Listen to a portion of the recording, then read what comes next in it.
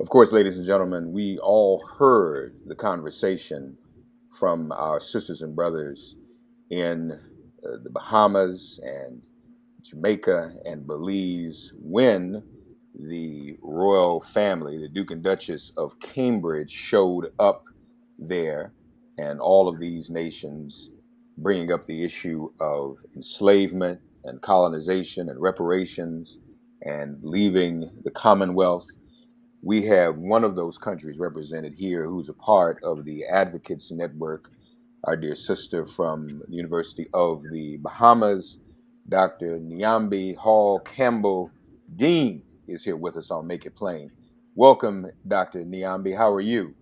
I'm great. Thank you for having me. Good morning. Good morning. It is an honor to have you with us. So, had this been brewing well in advance of Prince William and Princess Kate making their visit? Well, the Bahamas has been a member of the CARICOM Reparations Commission since its inception in 2013.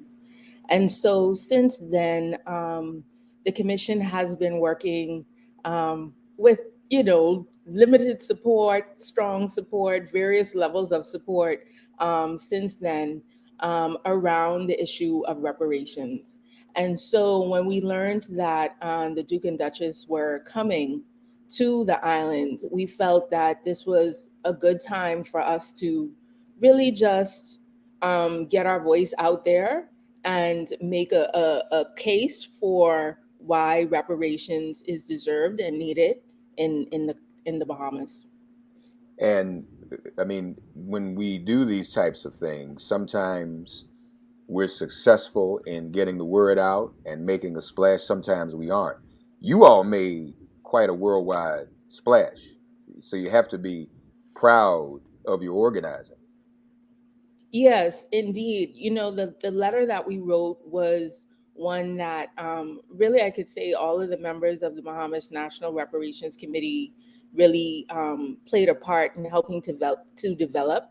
When we first started, we were kind of wary on how strong the letter should be because we know that there are a lot of Bahamians that still have great affinity towards the crown. And we didn't want to necessarily just preach to the choir, but at the end of the day, we came up with what we felt was a really strong letter and something that represented what we think needs to be promoted in terms of reparations in the country. Why do so many Bahamians still have an affinity toward the crown? Why do you think that is? Wow, I think it's a number of things. I think one is that they did a good job on us in terms of colonization. They just did a really Lord. good job.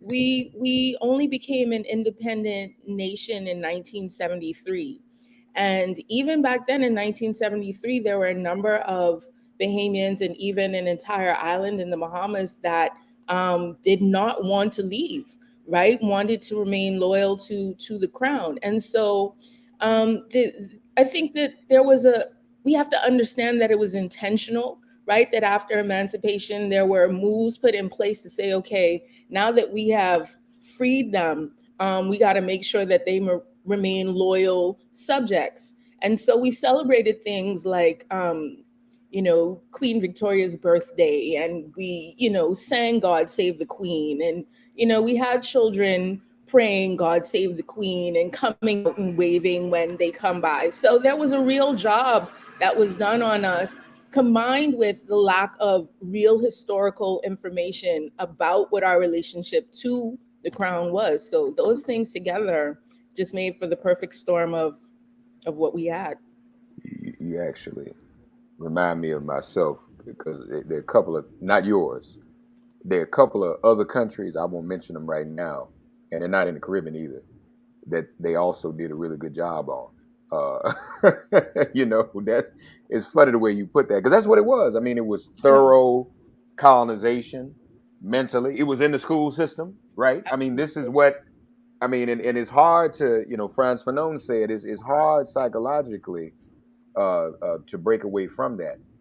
But clearly, um, they were blindsided, weren't they, by this? They weren't prepared for y'all to raise the ruckus you raised. Yeah, I think it took them off guard when you see some of the activities that they had planned. And really, we have to give props to Belize for really starting it off and lighting the fire. Um, so the activities that they had planned in Belize and going to the indigenous people's grounds and not really getting permission to go. The motorcade in Jamaica with the big van rolling around and Prince on waving with this full costume on. In the Bahamas, some of the visits to the schools, it just, it's not, we are not the Commonwealth of yesterday. There are a lot of things that have happened, including the Black Lives Matter movement, that have sparked an awareness and a fire with people, Black people, African descendant people around the world. And I think that they're really trying to see how to handle that, and also inclusive of Barbados becoming a republic and saying, okay, are the others in the Right. Caribbean, are they trying to follow suit? So I think that they weren't really prepared for the reception that they got. I love the reception you gave them. It re-inspired those of us here in the United States in our reparations movement, and we have done some things with CARICOM. So, but now to be clear, Bahamas is still in the Commonwealth, correct? Yes, the Bahamas is still a member of the Commonwealth. We are an independent nation, but the Queen is still our head of state. And so that was, yeah, she's still our head of state. We have a governor general who represents her voice in our government. And so we just want to really make a move to say, it's time for us to consider dropping that. We have a head of state with which Bahamian boys and girls could never be, right? They can never be the Queen of England. And so we Mm. need to change our guides. We can need to change our parameters so that we can see ourselves as the head, as the top of our own nation. Now, is there popular support growing in the Bahamas to leave the Commonwealth from the people? So, well, when we've had preliminary discussions about it, I think that there is more support to become a republic and also remain a member of the Commonwealth. The Bahamas is a very small nation. We have at most 400,000 people. And so we need allies, we need support. We don't have an army should anything, come our way. And so we need support in regards to being members of conglomerates or other countries. But we feel like, or at least we in the Bahamas National Reparations Committee feel like we can do that without remaining, but with also being a republic. And if you had reparations, so that's the thing. The fact that there's not been repair, that's what keeps you and nations like yours, keeps all of us dependent upon the crown. Am I right? Absolutely. And so, one of the things that we really try to highlight in reparations is that it is about justice. And it is about not just justice in regards to enslavement, but also the underdevelopment that occurred in colonization. The Bahamas did not have an official high school until 1925. And then up until 1967, we really did not have secondary education that was free and readily available to the masses. And so when we became an independent nation in 1973, the majority of our population was functionally illiterate. And so we had to build nations, build institutions, build um, industries from this space of underdevelopment, recognizing that the crown and the queen never intended for us to be able to do for ourselves, right? So we had to come out of those spaces and try and figure that out. We there was a lot of reporting, obviously, on what you all did. Have we a sense of, though, what the reaction was from the monarchy? Did anyone from the monarchy engage the Advocates Network? And I want to be sure I have it right in terms of the network. We're really at this moment, there were really three countries Yeah, involved in this current move, right? yeah. Belize, Jamaica, and Bahamas. So did the monarchy give any kind of formal response, official response? Did they offer like to meet with any of you all? What was there any back and forth? From my end, I we haven't had any official response. The other members of the royal family are planning a trip later this month, actually, to some other nations in the Caribbean. I know Grenada is one of the countries that they're going to, and I think there are three others. And so I am sure that they are regrouping and trying to figure out how to make this charm offensive more successful than the one in these last three countries. And so we'll see, how do they change what they do, or do they change their approach in regards to what they received in the Bahamas, Jamaica, and Belize? That's interesting. And the term charm offensive is so appropriate because it is offensive. Uh, it is very offensive. We're all offended by this phony charm. Um, well, I guess I understand. I mean, if I was the crown, uh, I'd probably be scared to meet with Dr. Niambi Hall Campbell Dean too. I wouldn't mess with you. But so now but first of all, what other members of the royal family are coming? Who would they be crazy enough to send now? Oh, it's a lot of them. Um, and- I mean, but they not ain't but a couple of them in the royal line. So I right. mean, that's the only other ones I can think of are a bunch of zeros, unless it's Charles. See, so check this out. See, I think Charles was smart. Mhm. He came in and said, "Okay, my mother went to Barbados. Okay, my mom's no longer the queen, and he said I acknowledge Rihanna as the queen. So I mean, that's that's what you gotta. To me, that's the thing to do. Just come on down and say, yeah, you got it. Peace, y'all. We're good. Yeah. Come in and do the acknowledgement, but also do away with the phony apologies, the statements of sorrow, right? The Yeah, statements of yeah, regret. I think that was one of the things that, in terms of this charm offensive, was most offensive, at least to me personally, right? That when you really look at the institution of slavery, the transatlantic slave trade, and the fact that the crown really began making their money through this institution, and all of the different um, roles that they played in it, to come and say it was a bad thing. Yeah, it really was bad. It's just so offensive, and it makes it seem so trivial.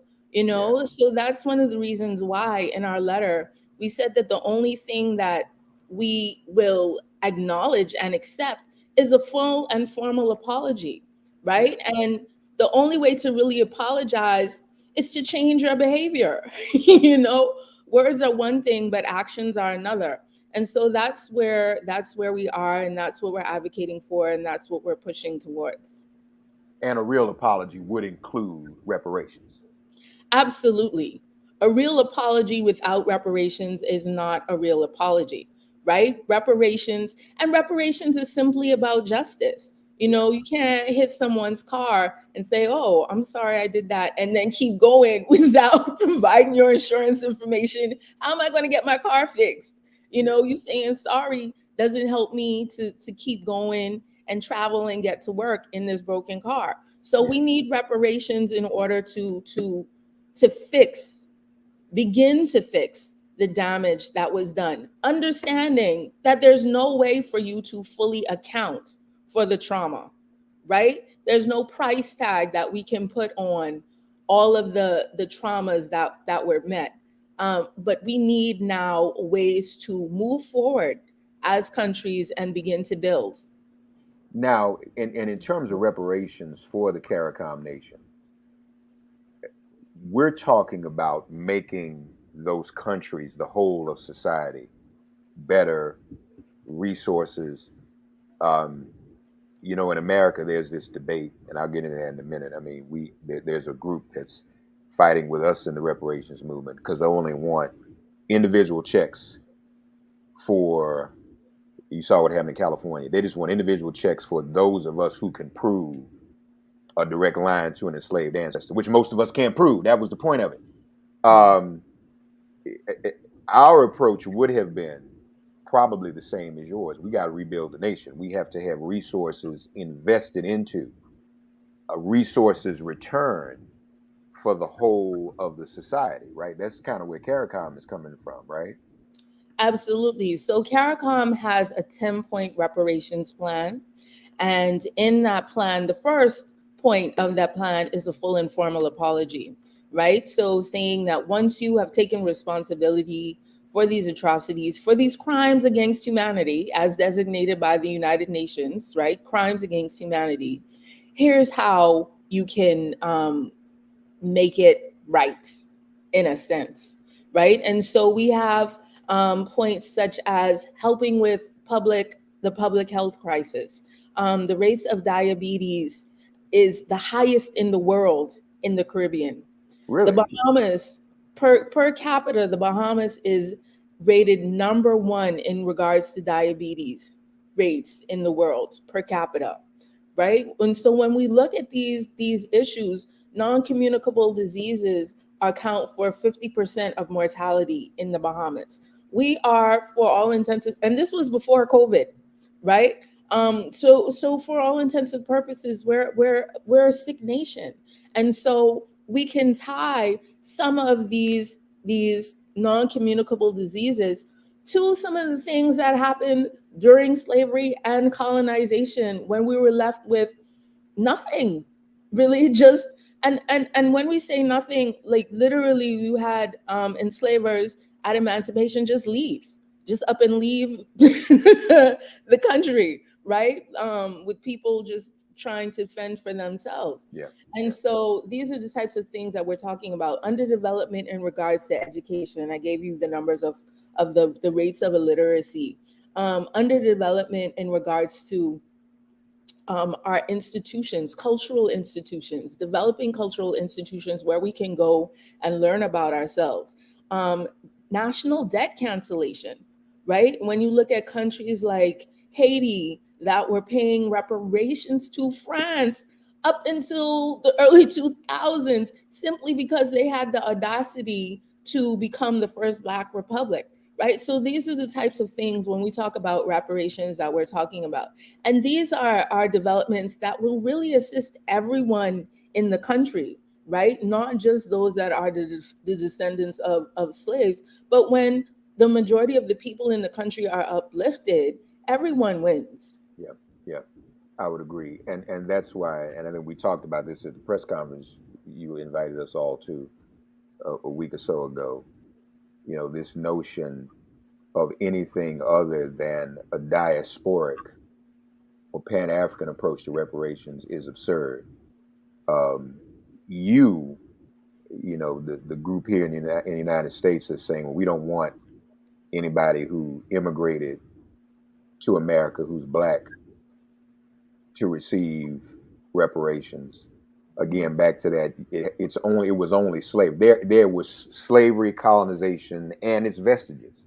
So for every day another person in the Bahamas is diagnosed with diabetes, for every day another person in the Bahamas is getting a substandard education that doesn't bring them out of illiteracy, the toll keeps rising. That's happening now. So, to cut it off and say, okay, we just want reparations up to the point y'all left. When the after effects of y'all, the slave masters leaving, are still lingering. Right. See, and I'm just saying that, y'all, this is a PhD agreeing with me, so I must be right. Right? I mean, that's really the effects and the vestiges, Dr. Hall Campbell Dean, are ongoing. They're ongoing and they're very real, and we're dealing with them, as you said, on a daily basis, Yeah, right? When we look at, and this is one of the conversations that is kind of difficult to have, but one that is really personal to me in regards to the issue of crime, right? When we look at the rates of crime in the country, the rates of crime in the Caribbean, um, I don't see how you tease or parse that out from the crimes, from the violence that were implemented to build these nations, right? These nations were built on genocide. that's right. That's On right. genocide, there is a statistic, and I'm not sure what the numbers are in the Bahamas, but there were over 600,000 enslaved Africans sent to the island of Barbados. 600,000. At emancipation, there were 83,000. Mm. Yeah, yeah. 600,000 were sent. Hmm. Hmm. At emancipation, there were 83,000. Mm. How do you not? What happened to those people? Yeah, yeah. That's a genocide. That's a genocide. And that doesn't even account for the genocide of the indigenous people that you met when We you were got already we here, were already here. Yeah, yeah, yeah. Well, right? So these nations were founded in bloodshed. mhm. And now, when we have young men unemployed, living in poverty, undereducated, trying to find their way free, you point the finger at them and say, look how bad, look how violent. How do we do that? How do we do that with a clear conscience, Mm. right? We have to begin to get to the root of really what's going on and account for it in ways that address the underdevelopment that these nations were left in.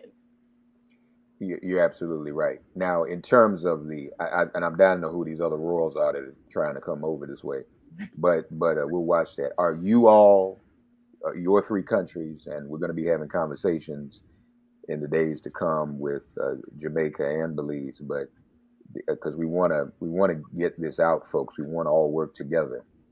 We want to have, we must have a Pan Africanist approach to reparations. Uh, will you all be in solidarity, guiding, assisting, helping to organize the other countries that they're bound to visit? Is that coming together?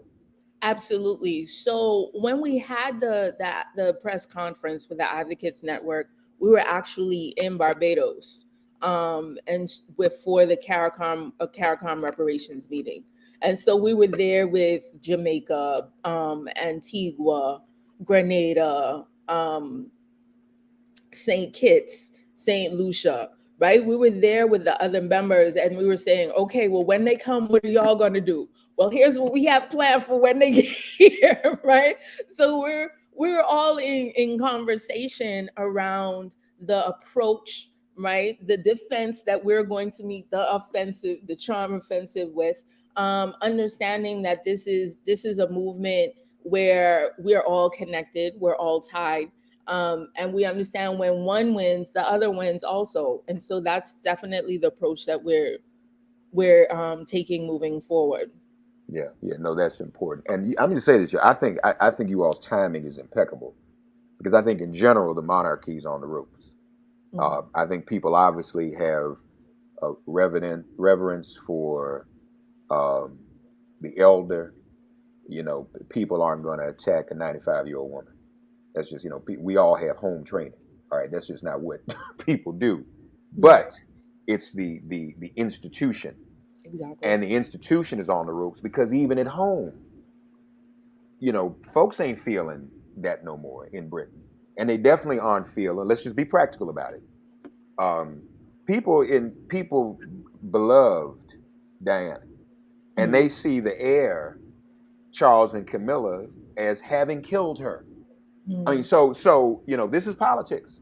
So if there was ever a moment to put all this into question, why are we upholding something that is clearly obsolete, and it Right. is not symbolic of anything but ill-gotten gains, riches that were won on the lives and the backs and the enslavement and the colonization and the genocide, as you said, of our people. Hmm. That is an obsolete scenario. Um, Frankly, I think they know it, and I think Hmm. that's why Charles got on that plane and went straight to the Barbados, because they trying to save face. And you're right, they want to do the little apology thing. Oh, don't kick us out, don't hate us. We're so sorry. This is a bad thing. No, where's the money? Where's the reparations? Where's the institutional investment? This it's not a commonwealth, because the wealth is not common. A commonwealth Absolutely. would be everyone being wealthy, I would think. So what you do, and let me just say this too to all of us. I want us to understand something. What is a queen? Mm. Now, this is someone, and I don't want to disrespect the old lady, but um, she inherited through blood her monarchy, and is elevated as the head of the state and the head of the church. She's in Britain. She's equal to the Pope. That's the way the Church of England works. But that's only because of um, who her parents and grandparents were. She didn't personally lead armies into battle. Hmm. She was not even as well educated as others, because it wasn't required. You don't. Matter of fact, they didn't want her to be too educated. That was the thing. She's like, why didn't I go to school like everybody else? And you're supposed to know about horses and be a symbol. This sister here, and I'm not just saying this to flatter her, is what you call a queen. She went to school, got educated, and is leading a movement of her people. She's not sitting on some perch, sitting high, looking down low, and reaping the benefits and the spoils of exploitation. That's what a queen does. And so anybody involved in this movement is a queen or a leader or a king or what have you. And we got to flip our perspective, because we have been colonized in the mind where we think just because we told someone is a queen, well, there must be a queen because they told us that's a queen. No, Right. a queen would fix this, and a queen would do all that is necessary to fix it and say, listen, we have to do something about this, rather than trick us. Okay, we're just gonna be nice now. We're sorry. We got the Commonwealth, and we're gonna give some scholars. You see, they had the sister. I don't know where the sister was from, but they had an African sister. Maybe she was from the Caribbean. Speak at Prince Philip's memorial service, and we Mm. get that. I mean, that's to make us feel and think, oh, Prince Philip gave me a scholarship, and he probably was. But that's just like um, um, Ronald Reagan cutting Social Security. And then when one of the children was affected by it, came to the White House, he gave them a personal check. No, the individual trinkets and gifts don't mean anything. Systemic